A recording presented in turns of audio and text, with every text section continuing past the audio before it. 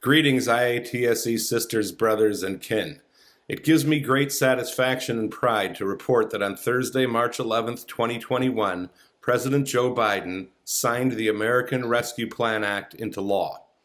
This long-awaited comprehensive COVID-19 relief legislation is a monumental victory for IATSE members and working people across the nation.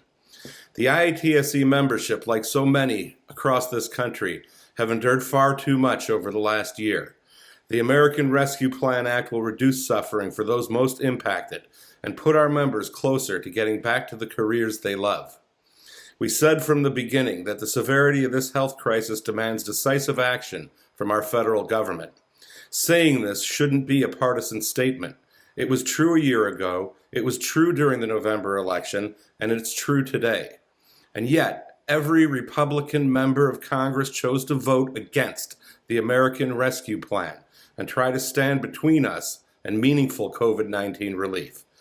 Make no mistake, help is on the way, but it was only made possible because together we turned out in record numbers to elect pro-worker candidates to lead the executive branch at both chambers of the federal legislature.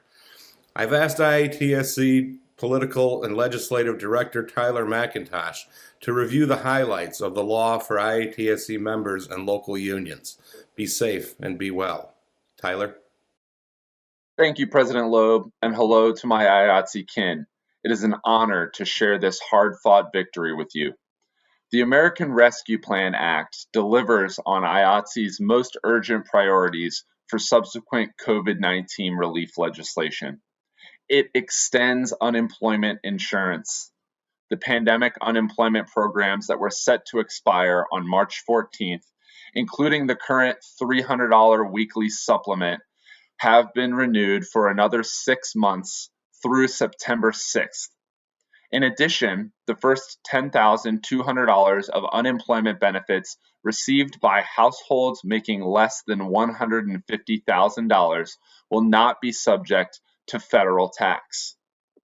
It provides $1,400 direct payments to individuals making less than $75,000 and married couples making under $150,000, as well as dependents.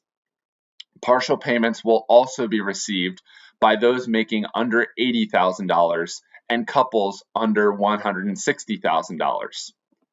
It fully subsidizes health care for those who have not yet returned to work. The law provides a 100% subsidy of COBRA through the end of September, so members can remain on multi-employer health plans. Individuals will not have to pay any premiums for 6 months. The subsidy is also available to those who did not elect COBRA coverage during their original election period, as well as those who initially elected COBRA but let their coverage lapse. For local unions with their own health plans, the employer or health insurance plan will be reimbursed for the full amount of COBRA premiums through a refundable payroll tax credit. For those not eligible for COBRA, the bill also fully subsidizes Affordable Care Act coverage for 2 years for those on unemployment insurance and allows more individuals to qualify for subsidies. It makes 501c5 labor unions eligible for Paycheck Protection Program forgivable loans. This means that local unions that have faced significant COVID-19 related declines in revenues can finally get the same federal assistance being offered to businesses and continue to provide critical support to their members. It protects our healthy pension plans and delivers generational relief for the multi-employer pension system. $86 billion in financial assistance is provided to struggling multi-employer pension plans to cover all benefits through 2051 with no cuts. This delivers long-needed support to troubled plans without jeopardizing healthy plans like ours through the draconian cuts that have been proposed in recent years. Ultimately, this law has guaranteed the retirement security promised to workers for the long term. It provides a total of $445 million for the National Endowment for the Arts, National Endowment for the Humanities, and Corporation for Public Broadcasting, and an additional $1.25 billion for the Shuttered Venue Operators Grant Program, which originated from the Save Our Stages campaign. This economic support will help our employers in the arts and entertainment industries stay afloat and get people back to work when it is safe to do so.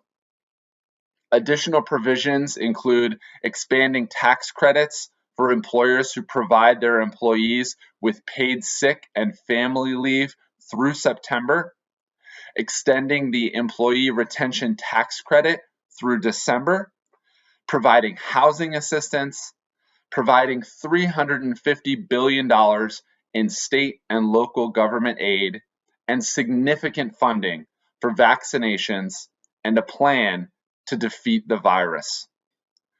You made this possible. The collective political and legislative activism of IATSE members made this a reality. We've spoken a lot in the last year about how elections have consequences. We went to the polls in record numbers in 2020 to elect President Joe Biden and a pro-worker Democratic majority in each House of Congress. We advocated tirelessly and demanded that IATSE worker priorities be included in a subsequent relief bill, and our voices were heard by the Democratic leadership and members of Congress. Elections matter. The American Rescue Plan Act provides relief to entertainment workers who remain out of work through no fault of their own, and economic support until a safe return to work is possible, while also beginning to set the stage for the recovery of our industry. Thank you for your activism, your continued perseverance, and your solidarity. In the words of President Biden, help is on the way.